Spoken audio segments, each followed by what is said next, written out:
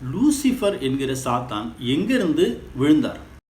நிறைய பேர் நினைக்கிற விஷயம், நம்பிட்டு இருக்கிற விஷயம், அவர் பரலோகத்திலிருந்து பூமியில் கீழே விழுந்துட்டார் அப்படின்னு. அதாவது தேவன் பிடிச்சி தள்ளி விட்டார், அவர் நேராக வந்து கீழே விழுந்துட்டார். அப்போது பரலோகம் ஃபர்ஸ்ட் ஃப்ளோர் மாதிரியும் பூமி கிரவுண்ட் ஃப்ளோர் மாதிரியும் ஒரு தாட் வருது. ஒருத்தர் பரலோகத்திலேருந்து பிடிச்சி தள்ளி விட்டால் அவர் பூமியில் தான் வந்து விழணும் அப்படின்ற அவசியம் இல்லை. பூமி மாதிரி நிறைய கோள்கள், பூமியை விட பெரிய சைஸில் இருக்கிற கோள்கள்லாம் நம்மளை சுற்றிட்டு இருக்கு.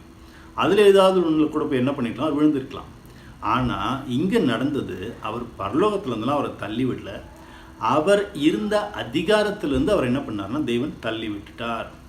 இதை நம்ம எப்படி புரிஞ்சுக்கலாம்? எசேக்கியேல் 28வது அதிகாரத்தில் தீர்க்க தரிசனமாக இது தெளிவாக சொல்கிறார். என்னன்னா, நீ தேவனுடைய தோட்டமாகிய ஏதேனில் இருந்தவன் அப்படின்னு அங்கே கிளியராக மென்ஷன் ஆகிருக்கு. எதுக்காக தேவன் அவர் அங்கே ஏதேனில் வச்சார்?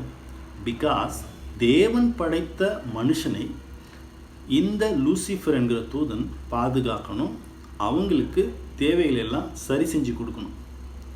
ஆனால் இந்த லூசிஃபர் தான் வைக்கப்பட்ட நிலைமையில் திருப்தியாக இல்லாமல், நான் வானத்துக்கு ஏறுவேன், உன்னதங்களுக்குள்ள இருக்கிற தேவனுக்கு ஒப்பாவேன், அங்கே இருக்கிற ஆராதனை கூட்டத்தில் நான் வீற்றிருப்பேன் அப்படின்லாம் தன்னுடைய மனசுக்குள்ளேயே தேவனுக்கு மேலாக தன்னை உயர்த்தி கொள்ளணும், தானே தன்னை உயர்த்தி கொள்ளணும்னு விரும்பினதுனால தேவன் அவர் என்ன பண்ணார், அந்த நிலையிலேருந்து கீழே தள்ளினார்.